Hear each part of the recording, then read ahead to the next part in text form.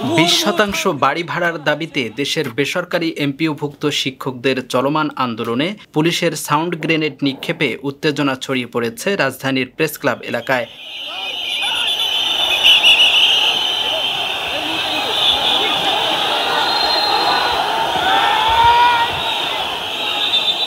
রোববার দুপুর 1:50 দিকে পুলিশ শিক্ষকদের ওপর জলকামান নিক্ষেপ করে। একই সময়ে সেখানে সাউন্ড গ্রেনেডের শব্দও পাওয়া যায়।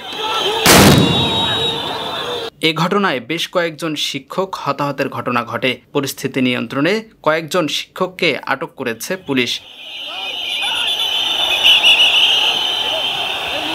এই প্রশাসন মানি না, গত সরকারের মতো শুরু করছে, তারা এই ফ্যাসিবাদ সরকারের আচরণ করতেছে। পুলিশ আমাদের উপরে অতর্কিতভাবে হামলা করেছে, সাউন্ড গ্রেনেড মেরেছে।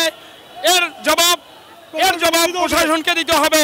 পুলিশ সাউন্ড গ্রেনেড এবং লাঠিচার্জের মতো নিকৃষ্টতম ঘটনা করছে। এই জাতির কাছে এটা আমরা বিচার চাই, আমরা বিচার চাই।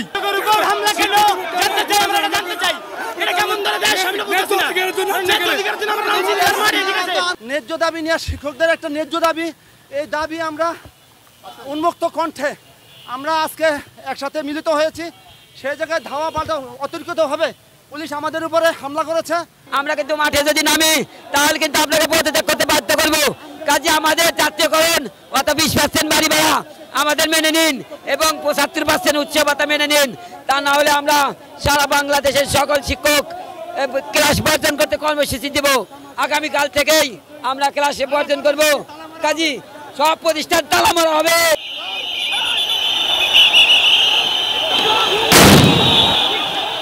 এর আগে দুপুরে প্রেস ক্লাবের সামনের সড়ক থেকে সরে গিয়ে শহীদ মিনারে অবস্থান নেওয়ার ঘোষণা দেন জাতীয়করণ প্রত্যাশী জোটের নেতারা। শিক্ষক নেতাদের নেতৃত্বে একটি অংশ মিছিল নিয়ে শহীদ মিনারের দিকে চলে যায়, তবে আরেকটি পক্ষ প্রেস ক্লাবের সামনে অবস্থান অব্যাহত রাখতে চান।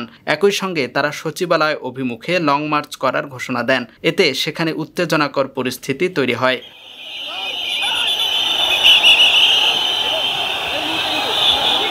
শিক্ষক নেতাদের নেতৃত্বে একটি অংশ শহীদ মিনারের দিকে চলে যাওয়ার পর দুপুর 1:50 দিকে প্রেস ক্লাবের সামনে অবস্থান চালিয়ে যাওয়া শিক্ষকদের আরেকটি অংশকে সরাতে অ্যাকশনে যায় পুলিশ।